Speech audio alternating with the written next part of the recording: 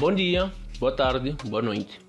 O meu nome é Carlos de Jurg, estudante da turma K2B no Instituto Superior de Comunicação e Imagem de Moçambique, o ICIM. Nesta apresentação, irei abordar a NCRF 24, provisões passivos contingentes e ativos contingentes, fazendo também uma breve referência a... Trata-se de uma norma extremamente importante dentro da contabilidade, porque regula a forma como as empresas devem reconhecer obrigações futuras, riscos, incertezas e potenciais benefícios econômicos. Ao longo desta apresentação, iremos compreender quando uma provisão deve ser reconhecida, quando uma obrigação deve apenas ser divulgada, qual a diferença entre provisões, passivos contingentes e ativos contingentes. Além disso, iremos perceber a importância desta norma para garantir a transparência, a fiabilidade e a qualidade das demonstrações financeiras. A minha apresentação está organizada de forma sequencial e lógica. Primeiramente, irei abordar a introdução e os objetivos da norma. Em seguida, falarei sobre o âmbito de aplicação e sobre os conceitos fundamentais relacionados com provisões. Posteriormente, estudarei os critérios de reconhecimento, a mensuração das provisões, os passivos contingentes, os ativos contingentes e as suas divulgações. Depois abordaremos algumas aplicações práticas, como reestruturações de contratos onerosos. Depois resolveremos um conjunto de exercícios e, por fim, faremos uma breve abordagem e a sua conclusão.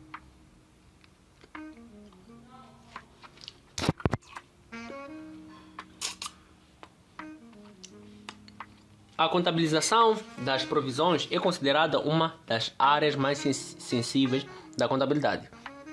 Isto acontece porque muitas vezes as empresas precisam tomar decisões com base em acontecimentos futuros que ainda não ocorreram totalmente.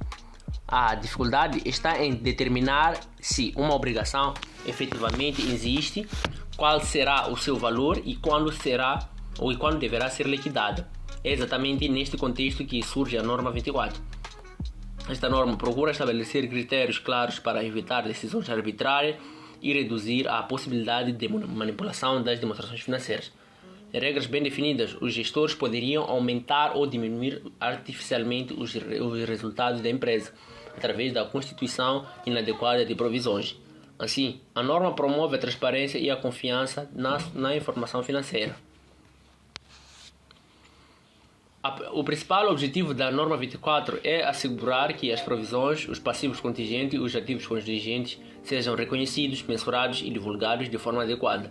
Em termos simples, a norma procura responder a 3 perguntas fundamentais. Primeiro, quando devemos reconhecer uma obrigação? Quando devemos reconhecer e como devemos apresentar essa informação nas demonstrações financeiras? Ao responder a estas questões, a norma contribui para que a informação financeira seja mais fiel à realidade econômica da entidade.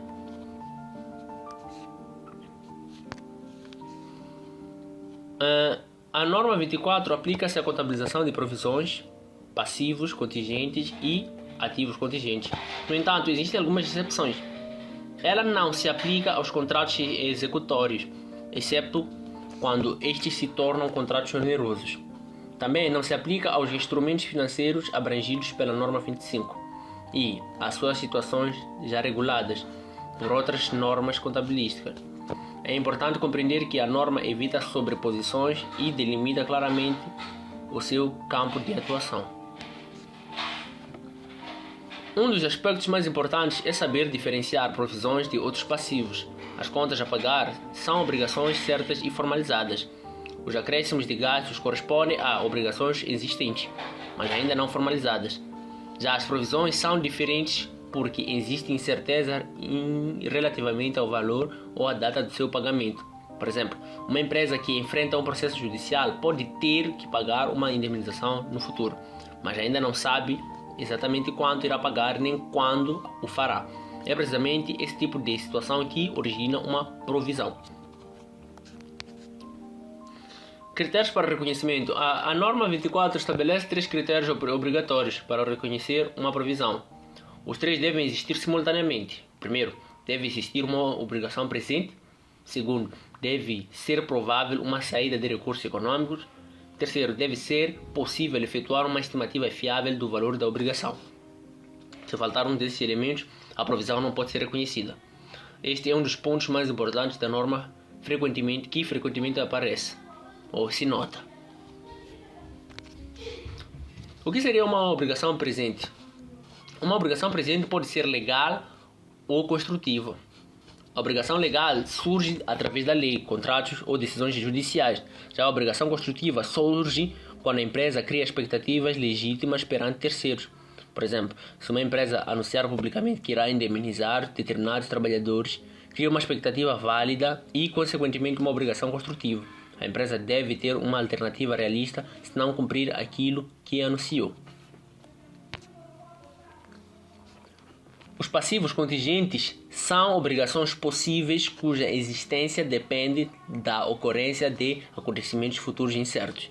Por esse motivo, não são reconhecidos no balanço, contudo devem ser divulgados nas notas de demonstrações financeiras, exceto quando a probabilidade de saída de recursos for remota. Um passivo contingente pode evoluir ao longo do tempo. Se posteriormente a saída de recursos se tornar provável, então deixa de ser um passivo contingente e passa a ser uma provisão.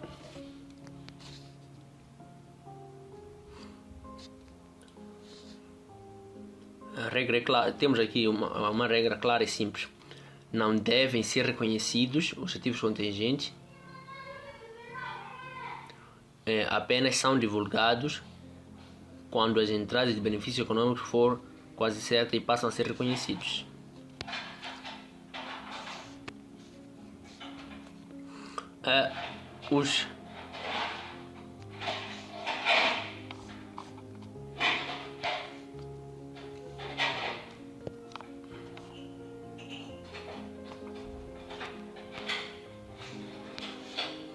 Os passivos contingentes são obrigações possíveis cuja existência depende da ocorrência de acontecimentos futuros incertos. Por esse motivo, não são reconhecidos no balanço, contudo devem ser divulgados nas notas das demonstrações financeiras, exceto quando a probabilidade de saída de recursos for remota. Um passivo contingente pode evoluir ao longo do tempo, se posteriormente a saída de recursos se tornar provável, então deixa de ser um passivo contingente e passa a ser uma provisão.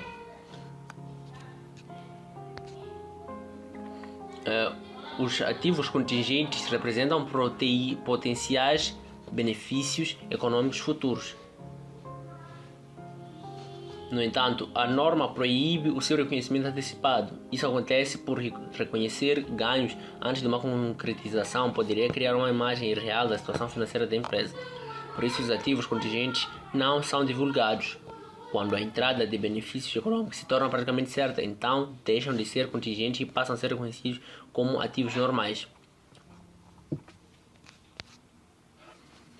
A provisão deve ser registrada pela melhor estimativa do valor necessário para liquidar a obrigação. Esta estimativa deve ser racional, prudente e baseada em evidências. Para isso, a gestão utiliza a experiência anterior para pareceres técnicos, relatórios que especialistas e outras informações disponíveis. A utilização de estimativas não reduz a fiabilidade das normas das demonstrações financeiras. Pelo contrário, é uma componente essencial da contabilidade moderna. Ao calcular uma provisão, devemos considerar os riscos e as incertezas envolvidos. Além disso, quando a obrigação só será paga daqui a vários anos, devemos aplicar o conceito do valor presente. Isso significa atualizar o valor futuro para o valor atual através de uma taxa de desconto. Desta forma, a informação financeira torna-se mais realista. Em situações, uma terceira entidade poderá reembolsar a empresa. Esse reembolso só é reconhecido quando for praticamente certo que será recebido. Além disso, deve ser reconhecido separadamente e nunca pode ultrapassar o valor da provisão. O objetivo é evitar a sobrevalorização dos ativos da empresa. As provisões não são permanentes. Elas devem ser revistas em cada período contabilístico. Se as circunstâncias mudarem, a provisão deve ser ajustada. Se a obrigação deixar de existir, a provisão deve ser revertida. Isto demonstra que as provisões são estimativas dinâmicas que acompanham a evolução dos acontecimentos.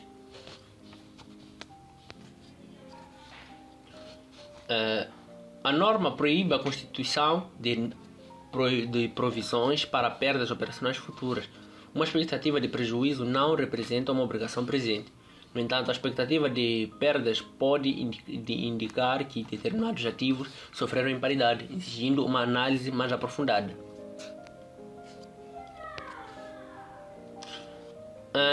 Contratos onerosos. Um contrato oneroso ocorre quando os custos inevitáveis para cumprir os contratos são superiores aos benefícios econômicos esperados. Neste caso, a empresa deve receber uma provisão. Um exemplo clássico é um contrato de arrendamento que já não é útil para a empresa, mas cuja renda continua a ser obrigatória.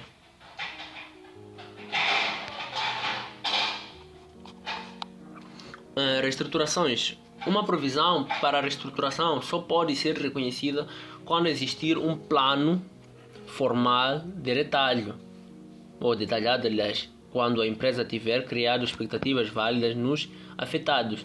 As reestruturações podem envolver o encerramento de unidades, despedimentos, reorganizações internas ou mudanças estruturais significativas. E se a simples intenção de reestruturar não é suficiente, é necessário haver evidências concretas.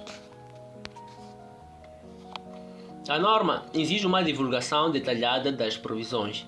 A empresa deve informar os saldos iniciais e finais, os aumentos, as utilizações, as reversões e os reembolsos. Também deve explicar as certezas existentes e as datas previstas para as saídas de recursos.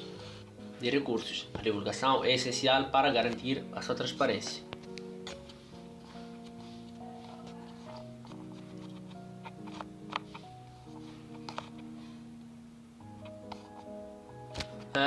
Temos aqui alguns aspectos fundamentais.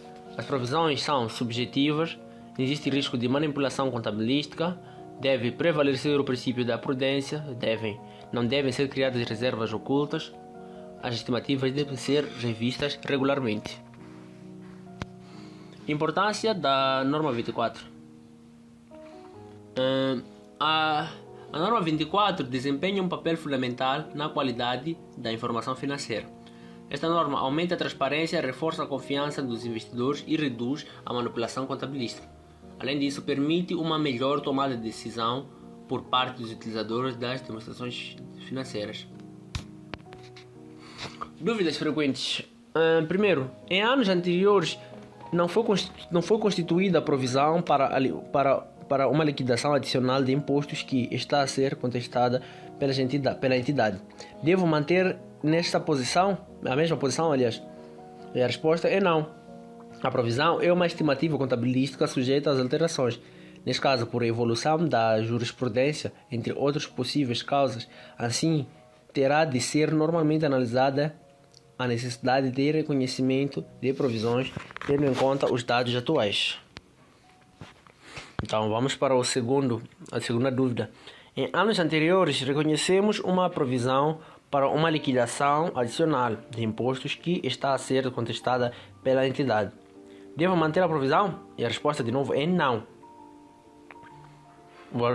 Os argumentos da questão anterior aplicam-se a esta situação.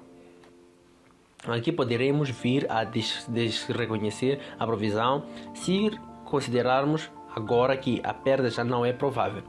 E a terceira dúvida. O reconhecimento de uma provisão relativa a um processo judicial de anos anteriores deve ser contabilizado nos resultados transitários? A resposta também é não. Caso se considere que o reconhecimento este ano é consequência de alteração da estimativa contabilística, a contrapartida serão os gastos do exercício. Se considerarmos que a provisão deveria ter sido reconhecida em anos anteriores, estamos perante um erro, devendo efetuar a aplicação retrospectiva. Então, vamos para o primeiro exercício. Temos aqui Conhecimento. Um fornecedor utilizou uma matéria-prima de baixa qualidade que implicou reclamações do cliente, o qual terá de ressarcir os seus clientes finais por prejuízos com esta situação. O cliente já informou o fornecedor que ele terá de suportar esses gastos, aguardando-se os clientes finais um levantamento dos prejuízos. Qual é o tratamento dessa situação nas contas? A solução é provável que exista um pagamento resultante de um acontecimento passado. No entanto, não se consegue obter uma estimativa fiável da obrigação. Assim, não estão cumpridas as condições para o reconhecimento de um passivo. Estamos perante um passivo contingente que terá de ser divulgado nas notas das contas. Segundo o exercício número 2, um ex-empregado moveu um processo judicial reclamando uma indemnização de 50 mil meticais no ano N. A perda foi considerada provável em N+1. Considera-se que a perda é possível. Efetue os lançamentos contabilísticos aplicáveis. Considera uma taxa de impostos sobre os lucros de 30%. A solução para esse problema seria o lançamento contabilístico no ano N seria débito, conta 66, a debitar com 50 mil e acreditar temos a conta 48, acreditar com 50 mil meticais. E débito, temos a conta 44, ativos por impostos diferidos, e a conta 485, aliás, imposto sobre o rendimento e impostos diferidos, nesse caso, de 15 mil meticais. E o lançamento contabilístico em N+1 fica a debitar temos a conta 48, a debitar com 50 mil meticais, e a acreditar temos a 74, a acreditar também com 50 mil meticais. E a débito temos 85, impostos diferidos, e depois temos a débito 85, impostos diferidos com 15 mil, e o 44 acreditar com 15 mil também. Então, a reversão da provisão deve ser efetuada à luz do princípio da prudência, o que implica que, no pressuposto da realização do ativo por impostos diferidos, ou no pressuposto da realização por ativos diferidos. No exercício 3 temos aqui, uma empresa erre num processo judicial, o montante reclamado é significativo e o processo está numa fase inicial. E, embora os gestores estejam a defender energicamente a sua posição, não é possível determinar o desfecho do processo. Qual deve ser o tratamento a dispensar a esta situação nas demonstrações financeiras? A solução nesse caso trata-se de um passivo contingente. Nas notas, as contas terá de ser divulgada, as contas terá de ser divulgada a existência do processo judicial, as datas dos eventos significativos, incluindo as datas das audiências, um resumo da reclamação, incluindo os valores envolvidos, a expectativa do gestor e dos consultores legais sobre o desfecho do processo e, caso não seja possível indicar os valores envolvidos ou avaliar o desfecho, referir esse ato. Em conclusão, a norma 24 constitui uma das normas mais importantes na contabilidade financeira moderna. Ela estabelece regras claras sobre quando reconhecer provisões, como mensurá-las e como divulgar adequadamente as incertezas existentes. A sua correta aplicação garante demonstrações financeiras mais transparentes, fiáveis e úteis para tomar decisões. Mas, mais do que uma obrigação técnica, a aplicação desta norma representa um compromisso com a ética, a prudência e a qualidade da informação contabilística. Muito obrigado pela atenção.